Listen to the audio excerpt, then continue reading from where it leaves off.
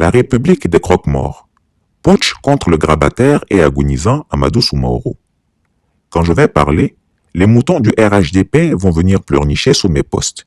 Ils clameront que Chris Yapi politise la maladie. Mais quelle hypocrisie! N'est-ce pas la même maladie qu'invoquent Alassane Ouattara et Adama Bictogo pour organiser un coup d'État à l'Assemblée nationale? Quoi de plus surprenant?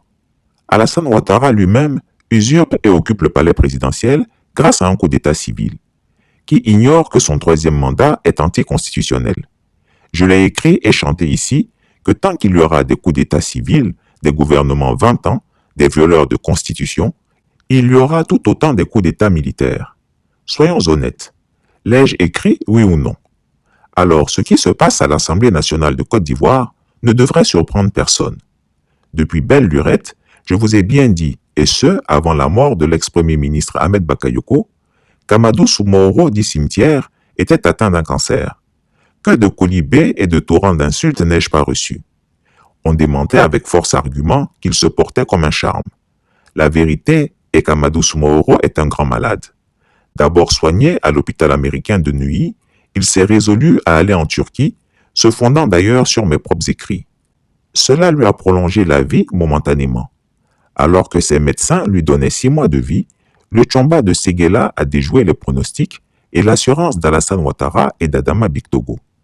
En effet, espérant que le grand malade Amadou Cimetière mourrait rapidement, Alassane Ouattara fit un deal avec Adama Bictogo qui, enfin stratège, a su rouler l'octogénaire dans la farine.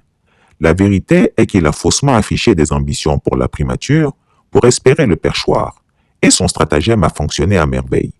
Alassane Ouattara, qui sortait éprouvé d'une parodie d'élection présidentielle, n'eut d'autre choix que de céder et de lui concéder la présidence de l'Assemblée nationale dès la mort d'Amadou Soumaoro.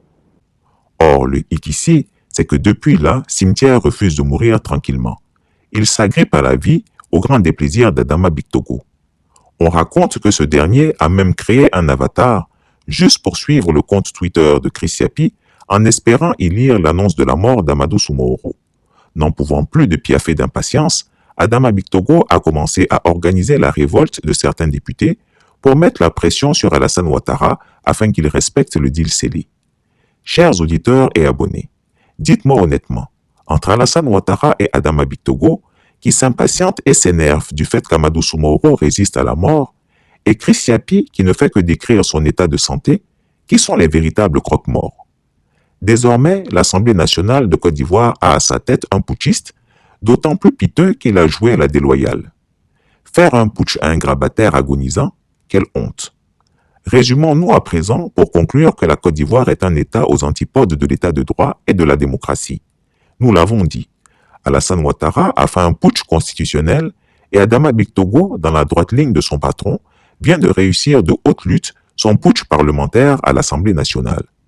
C'est pourquoi Chris Yapi demande aux Ivoiriens de ne jamais abandonner le combat pour chasser ces croque-morts qui ont capturé notre pays.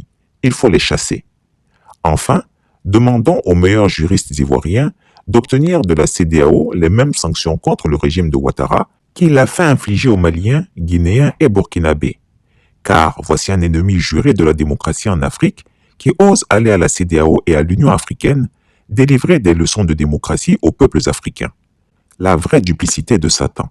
Et actuellement, Satan lui-même est étonné. Wallahi. Chris Yapi ne ment pas. Retrouvez Chris Yapi sur son nouveau compte Twitter, ses 2 chaînes YouTube, sa chaîne Dailymotion, Instagram et Mediapart.